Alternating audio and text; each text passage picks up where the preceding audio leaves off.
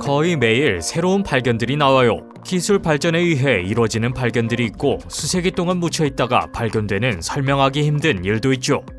또한 그런 발견을 하기 위해서 어마어마한 곳들로 여행해야 할 때가 있으며 그저 뒷뜰에서 발견되기도 해요.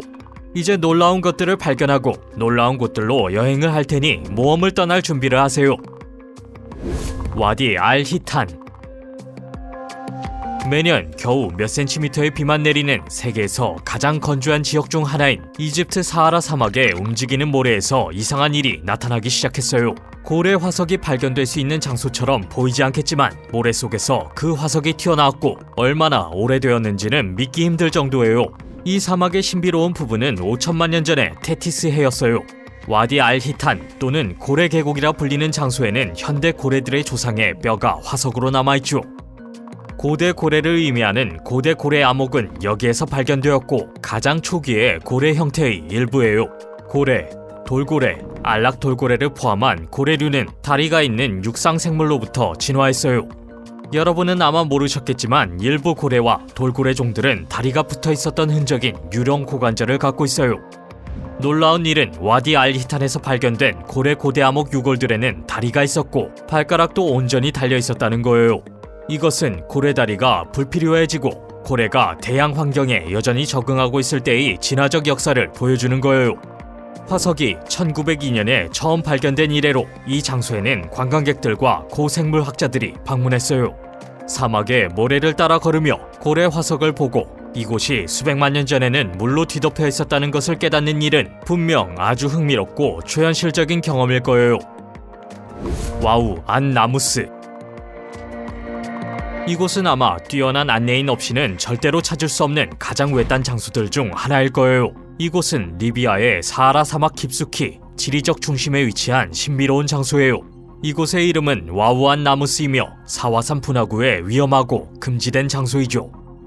우주에서 보면 이곳은 하얀 사막 위에 검은 점이 찍힌 것처럼 보이는데 검은 화산재가 넓게 쌓여있는 곳이 아주 눈에 잘 띄어요. 하지만 단순한 화산 분화구가 아니에요.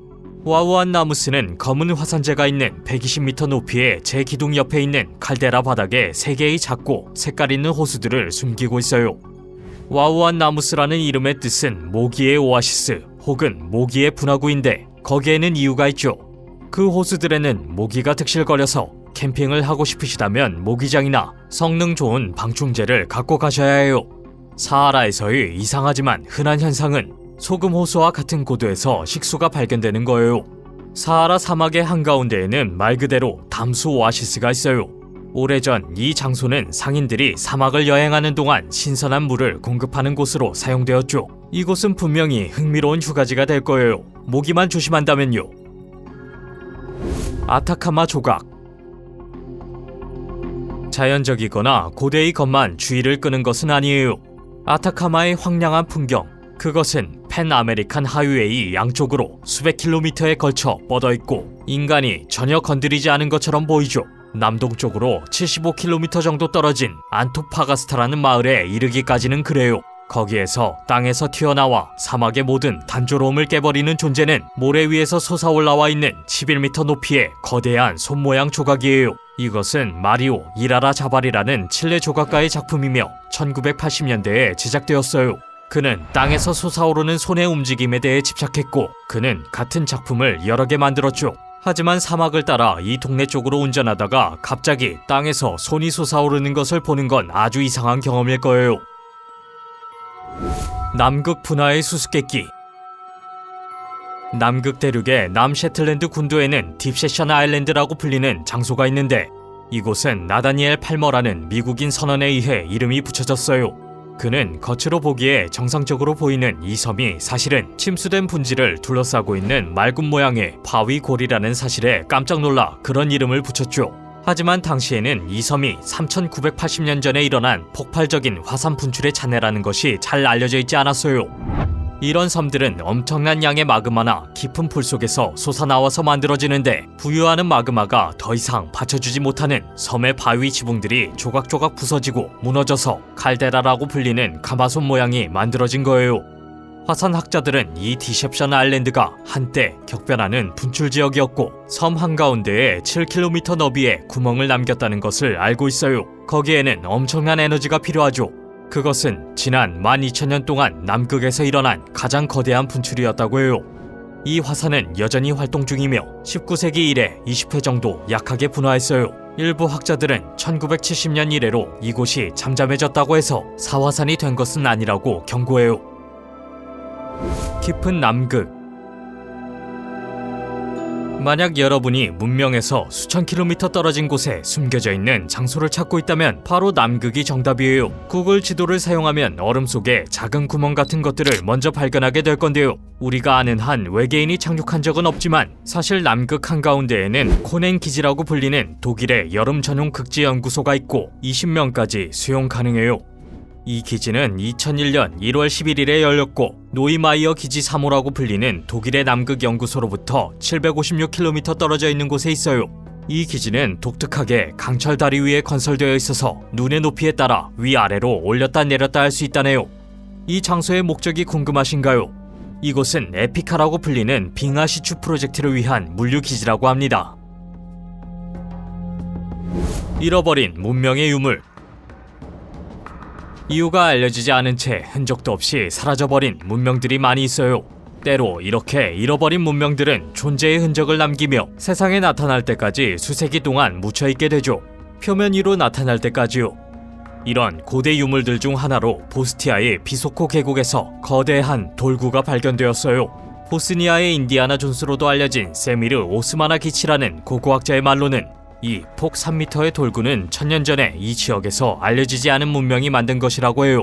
그것은 정말 굉장한 주장인데 이 돌을 보면 정말 사람이 만든 것처럼 생겼어요.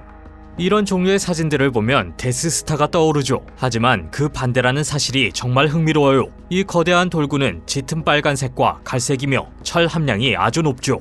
그래서 전문가들은 이것이 코 결석이라고 불리는 자연 발생하는 구형의 바위라고 믿게 되었어요. 지구는 완벽한 구형의 철 공들을 만든다고 하는데요. 코 결석들은 종종 이상하게 울퉁불퉁하거나 구체 모양으로 형성되며 크기도 제각각이기 때문에 아주 특이하죠.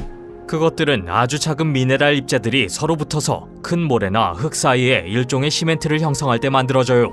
이런 코 결석들은 종종 주변의 바위들보다 더 단단하며 수천 년에서 수백만 년의 세월에 걸쳐 눈에 띄는 패턴과 모양을 지니며 유일한 암석 형성의 일부가 돼요. 버려진 미사일 기지. 버려진 장소는 어디에 있든 소름 끼치죠. 물론 더 소름 끼치는 장소들도 있죠.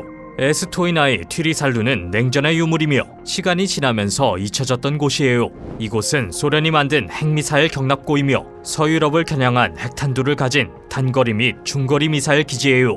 이 버려진 소련시대 미사일 기지에 대한 정보는 많지 않지만 거기에는 대공 미사일들이 수용되어 있었고 많은 발사대들이 있었죠. 이제 남은 것은 1960년대에 만들어진 텅 빈 경납고들이에요.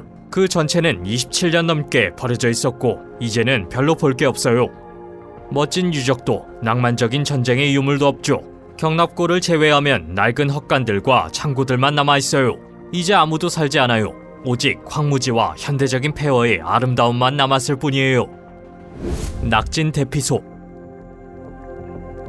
우리는 냉전을 주제로 다루고 있지만 소련의 붕괴로 인해 핵전쟁의 위협이 완화되면서 많은 것들이 버려졌어요. 미국 아리조나의 투산 출신의 존 심스라는 한 남자는 뒤뜰에서 1960년대의 오래된 낙진 대피소를 발견했다고 인터넷에 올렸어요. 그는 전 집주인에게서 잔디밭 어딘가에 낙진 대피소가 숨겨져 있다는 말을 들었죠. 금속 탐지기를 사용해서 존은 탐색에 나섰고 거대한 것이 있다는 것을 알게 되었어요. 30m 정도 파내려갔더니 딱딱한 것이 느껴졌어요. 그것은 거꾸로 뒤집혀 있는 금속 해치였죠. 뚜껑을 여니 아래로 내려가는 둥글고 좁은 계단이 나왔어요. 계단의 일부는 부서져 있었고 안쪽으로 무너져 내렸지만 안으로 들어가면서 이곳이 콘크리트 소재의 낙진 대피소라는 것을 알 수 있었어요. 약간 소름 끼치고 추웠죠. 이곳이 발견되었으니 새로운 주인은 이곳을 원래의 영광으로 되돌리려고 해요. 이곳이 과연 어떻게 활용될 수 있을지 상상해보세요. 학자들은 리처드 3세의 유해를 발견했을 때 눈을 의심했어요. 플란타지네트가의 마지막 왕이자 전투 중에 사망한 마지막 영국의 왕인 리처드 3세는 1483년 보스워스 전투에서 죽임을 당했죠. 아무도 왕이 묻힌 장소를 몰랐고 폭도들이 강에 던졌다고 하는 얘기가 있죠. 아무도 유해를 찾지 못했고요. 하지만 일부 학자들은 그가 라이세스터 지역의 그레이플리아스에 묻혔을지도 모른다고 주장했어요. 그리고 2011년 봄 리처드 3세 소사이어티의 필리파 랭리는 라이세스터 시의회와 라이세스터 대학의 고고학 부서에 연락해서 그레이플리아스 사회복지국의 주차장 발굴을 의뢰했는데요. 과거 그레이플리아스 교회를 찾으려는 것이었고 주차장은 파헤쳐졌죠. 일부 사람들은 리처드 3세의 유해를 찾을 확률이 아주 작다고 보았어요. 놀라운 사실은 고고학자들이 그레이플리아스 교회를 발견했을 뿐만 아니라 전투에서 상처 입고 휘어진 척추를 지닌 해골을 발견했다는 거예요.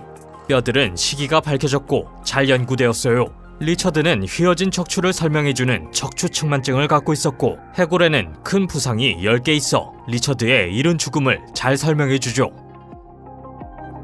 동영상을 재미있게 보셨기를 바라요. 어떤 내용이 가장 마음에 드셨는지 댓글로 알려주세요. 이 동영상이 마음에 드셨다면 구독 버튼을 눌러주시고 알림 버튼을 켜주세요. 그러면 저희가 새 동영상을 낼 때 제일 먼저 하실 수 있어요. 시청해주셔서 감사하고 다음에 또 만나요.